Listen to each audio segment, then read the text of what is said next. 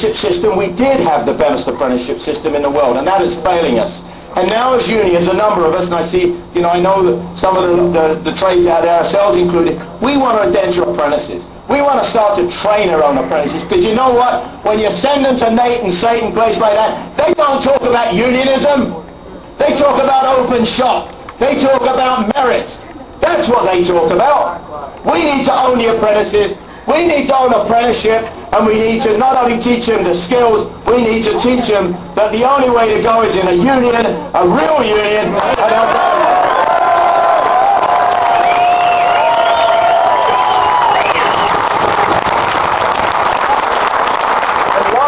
last but not least, maybe the most important thing that you need to know, and I've lived and died this as many other people have, not just in the building trades, but across the whole area of the industrial complexity of Alberta, and that is people who want to join a union.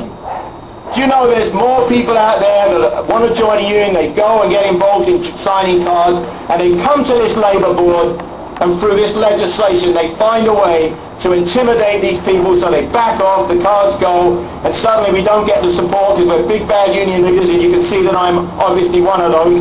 And what happens is we lose that support, and we don't get that certification, and then Alberta turns around and says, you know what, come in, we're union free, we have no regulations, you can operate in here, but you can take advantage of working people. But what they don't tell is how many people tried to join unions.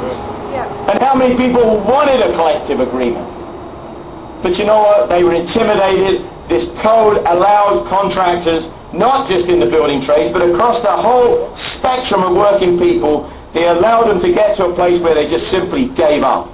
And I'm saying to every one of you today that we have an issue today on the table about collective bargaining. But when this is over and done, and when we win this war, which we're going to win, we are going to win it. Right on.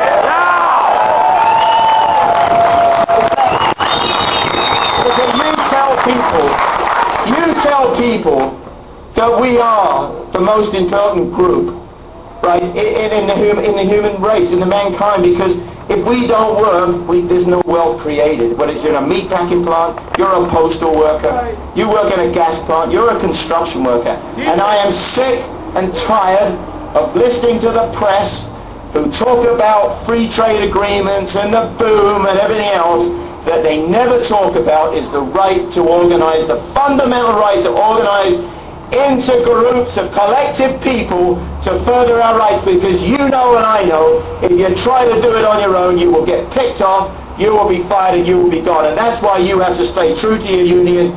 You have to tell your friends and neighbors who you know because you coach their kids, and you're the guy who lives down the street and the woman who cooks the cakes and does whatever. You know what? We are real people.